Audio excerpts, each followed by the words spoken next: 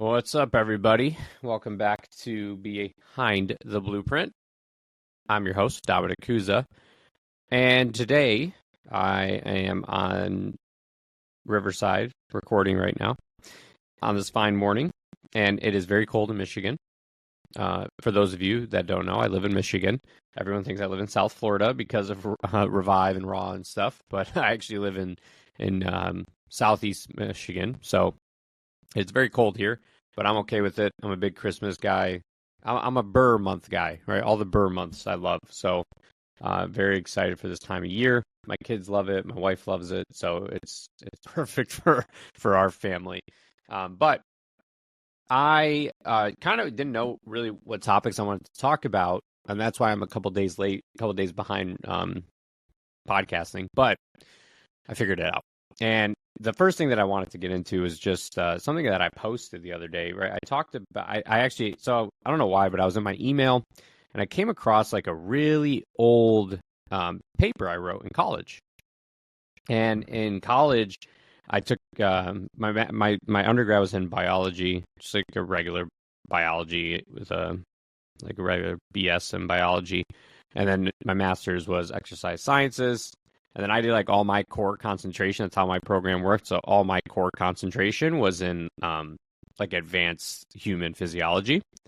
And then I did some post grad like advanced medical physiology. But some of that stuff was, really interesting. And I went to school, not a while ago. I'm not going to sound like one of those old guys, but the paper that I'm referring to right now was a paper I wrote 11 years ago on H. pylori, right? And some of you listening are like, oh, I know what H. pylori is, right? Bacteria that we associate a lot of like gut issues with, right? Like acid reflux, ulcers, right? Gastritis. Some of the things that was interesting was I made the post, and first off, I'm surprised the screenshot got so many views and everything, but I think it was the fact that I was getting replies to that post that was like, wow, you've been doing this for a long time. And I'm like, yeah, I have been. I like these are things that I've learned a long time ago, and these are things that I'm continuing to refine, right? Whether that's through like colleagues asking questions or listening to podcasts, whatever it is. Yeah, I've been doing this for a long time. And somebody said to me, like, yeah, you're not one of these AI taught coaches. And I'm like, man, that's actually pretty crazy that we have to like concern ourselves about that now. So then the next day, I just come across like a bunch of these Instagram carousels, right? I love carousels. I post them a lot. That's pretty much majority of my content. But coming across some Instagram carousels, and I'm like, these are some like really AI driven written carousels that are on some pretty basic topics. Like these coaches should know what this stuff is without having to use ChatGPT, which then kind of made me think about my next point. How much ChatGPT is actually integrated into our lives that, it's pretty crazy. Like OpenAI is really integrated into a lot of shit you do on a daily basis, and you don't even know about it. I think AI will eventually get sanctioned pretty hard government-wise. I don't see AI being able to be used as freely as this, just because I think it's dangerous in a way, not like Terminator dangerous, but like I do think there is some danger of like giving people the power to do some things that they shouldn't be able to do, or be able to run.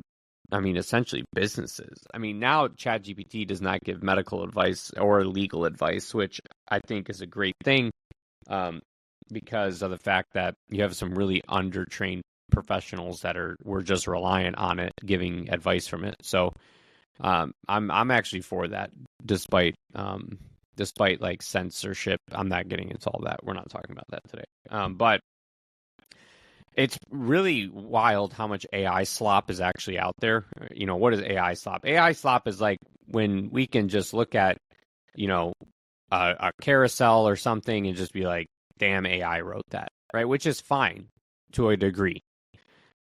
I use AI to help me with my carousels. And the way I do it is I write the content, and then I put the content into a marketing AI and I say to it, hey, I need you to make this more catchy, more engaging, provide me some hooks that get people to actually scroll through the slides. But I'm writing the bulk of the information. AI is not. AI then takes the bulk of the information that I wrote and then makes it in a way that's more engaging, which again, there's a difference between relying on AI and utilizing AI, right? Big difference between the two. So I think that's something that if you're a coach, struggling and you're like, this coach was 10 steps behind me. Now they're 10 steps in front of me because let's face it, we all compare. Don't act like you don't. You definitely do. Some of the things that we should gauge there is the fact that you should be utilizing it, right? But utilizing, not relying, is a big difference between the two. So that's something that I think that's something that we should be conscious about, right? When using AI. So some other stuff there as well is don't challenge yourself, man. Like don't make content with AI that like your closest friends know you don't know, right? This is kind of my rule of thumb, right? I don't like to educate or talk on anything if I can't sit at a coffee table and have that conversation without a phone in my hand or without a screen in front of my face. And that's a good challenge. Like you should challenge yourself to do that because that's actually going to challenge you to learn. It's going to challenge you to actually advance yourself. So I personally, that's a challenge that I'm telling you guys. Like I'm personally challenging some of you that are listening to, hey, I need to learn this stuff to the point where I could sit in a room with a bunch of people, and if I was called up on stage, I could talk about it without having a screen in front of my face.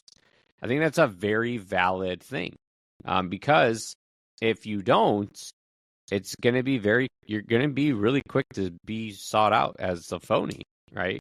Now, probably not as quick as it once was because there's just so much AI now out there and coaches relying on it a ton, but I just think that that's it's just a good topic to talk about and just get focused on, right? And believe me, your content's going to start getting pushed back more because of the fact that a lot of these networks are cracking down on AI-driven media, and the push for more authentic stuff is what they're really focusing on. So, that's some of the things that I'm just wanted to touch on a little bit today.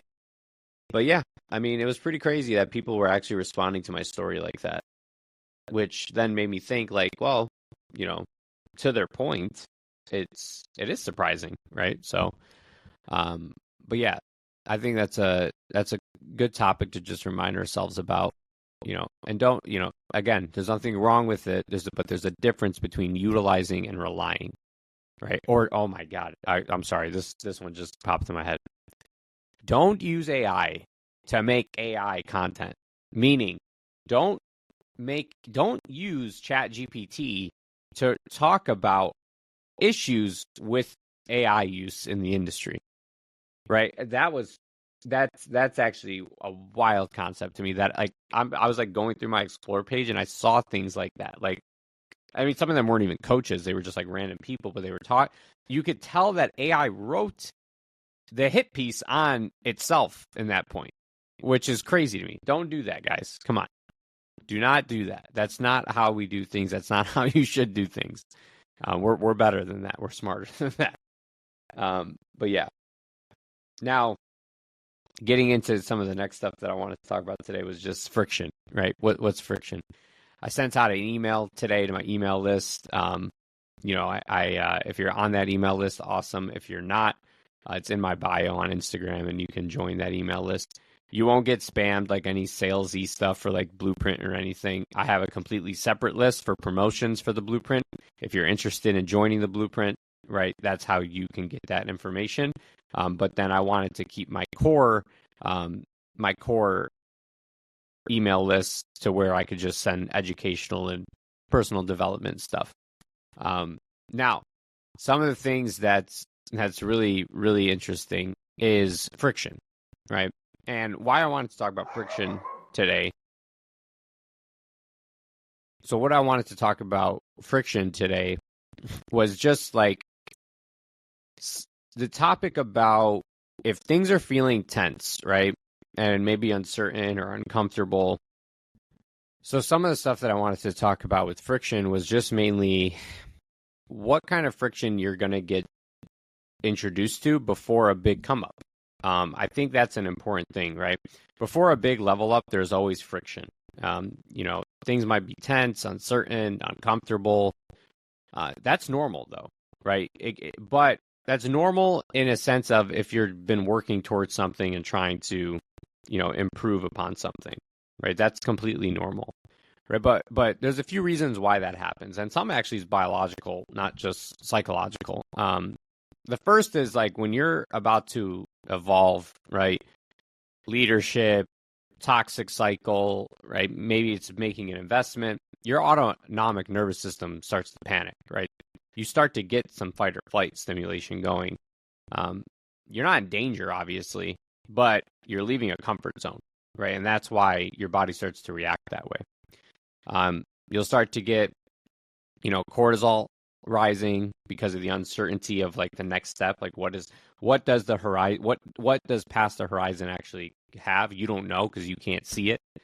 And then there's a lot of internal conflict, right? You get excited about the change, but then you're also extremely nervous about the uncertainty that comes with the change. Right? That's normal, though. Unfamiliarity is registered as pain, and that's why we see a lot of the self-doubt. And then what else do you guys see, right? Some of you probably deal with this, like you've been trying to make a hard decision, you've been trying to improve on something, right? But then what happens? You get this like weird distraction all of a sudden, right? Or some sabotage that you're doing to yourself. That's your nervous system actually doing that, right? So there is some nervous system regulation that we have to consider here. Another thing that's important is like frequency, right? If we look at that, so everything with that is going to cause some disruption to your energy, right? You might lose a relationship that no longer is going in the direction that you're headed in, which is fine, right? You might begin to feel some tension between who you were and who you're becoming. I definitely do. Right? But it's not a wrong feeling. It's just the growth trying to manifest itself and land, right? That's what we're really trying to see from that. Another thing that's really big is like if you're starting to feel like off or not the same in an environment that you're normally pretty comfortable in, that's a good indication of it's time to move on. Like it's time to grow past this. It's time to push through this threshold. So that's a really good hit there to recognize. I think you're kind of every time we're going to move forward with something, you also need to let go of something behind you, right? The old version of you had predictable routines, roles, rules, right? Growth is really forcing you to grieve, even if no one around you sees it. Just because like the grief is not just a sadness thing, right? Everyone just associates grief with sadness, but it could be like numbness, confusion, resistance. In order for you to really like push through this friction of leveling up, you do need to kind of let go of like an older you, right? An older Dom. And that's a really important thing. I think some other things that are important is just looking at unfreezing, repattering, repattering, and then refreezing, right? So destabilization, realignment, integration. That's kind of what we're looking at. And that's like the psychology that shows us that all transformations move through those three phases, right? So if you feel like your routines are slipping, your discipline is shaky, or your focus is scattered, it doesn't mean you're slipping. It's the destabilization point of your transformation. It means you're kind of in the middle, right? And that's a good thing, right? Recognize that. that's something that I've been dealing with, right? Like I have some things on the table right now that are causing a lot of this destabilization to my routine and just, my discipline and my focus really over the last couple of weeks has been a little bit more scattered. And that's because I have some big transformation things that are happening right now. But I need to make sure that I can reframe that, right? I need to name it, say it out loud. This is resistance, not reality. Right? This is a transition, not a flaw. I think that's an important fact too. Like you can't personalize this stuff. Like you're not at fault here. That's something that I think people don't recognize enough. And then just make sure you're paying attention to like your patterns over your panic, right? So look at your past. Every time there was some chaos, it probably came and was followed up by some clarity, right? So just understand that like friction when you're pushing through your career, whatever it is, right? Friction is also proximity to a breakthrough. I think that's important to look and understand because if there is resistance, it does not mean to stop. There's always going to be resistance, but some of that resistance needs to be pushed through so that you could achieve this next level and achieve this breakthrough here. So, you might be near expansion, tuning into turning into a new version of you, right? I don't think discomfort should be like your retreat flag, right? I don't think that that's how you should treat that. I think it's important to recognize that because I push people, man. I push people all the time. I push people all the time, and I just try to get them to, break through these friction points when they're uncomfortable and they don't feel like, this is the right direction, but it probably is. And I push them to actually, push through that friction because that's what's going to actually help them level up. So if that's something you're struggling with and something that you're, a little bit more curious about, I think that's an important topic to just recognize and understand that everybody deals with it. It's just at different levels, right? Just like, just like imposter syndrome, right? The next step up, there's going to be imposter syndrome, right? That's a consistency too. But I think this friction point was something because I work with a lot of coaches now inside of the Blueprint, and a lot of them are looking to like achieve, more income or achieve better coaching, like strategy or things like that. And that's some of the stuff that I really like to pinpoint for people. Like you got to be willing to get really uncomfortable. And if you start to feel this pushback and this feedback like this, it's probably a good thing right now. But just even talking about this to you guys, like I realize stuff about myself right now. So just something that I wanted to talk about. And then some other stuff. I got a big peptide course coming out. Honestly, it might be one of the biggest peptide courses that's going to be out there. I finished writing it and now I'm putting it into slides. The way I do stuff is I usually write things out first and then I put them on slides. It's a lot easier for my brain to work that way, and then get things nice and organized that way. But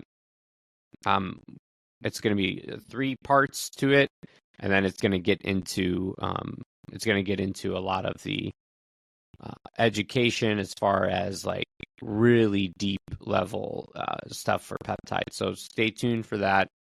I appreciate everybody that is in the Blueprint, has interacted with me. If you made it this far, there's going to be a very, very, very emphasis on the very limited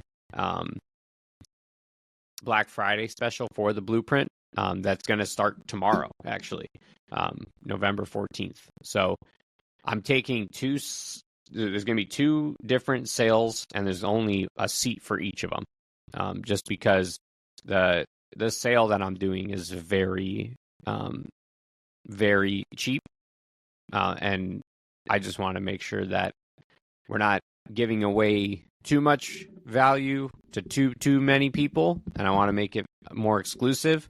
And I want people to actually be engaged. I don't want people to buy it just for the fact that it's a good value, but I do want people inside of it that are going to be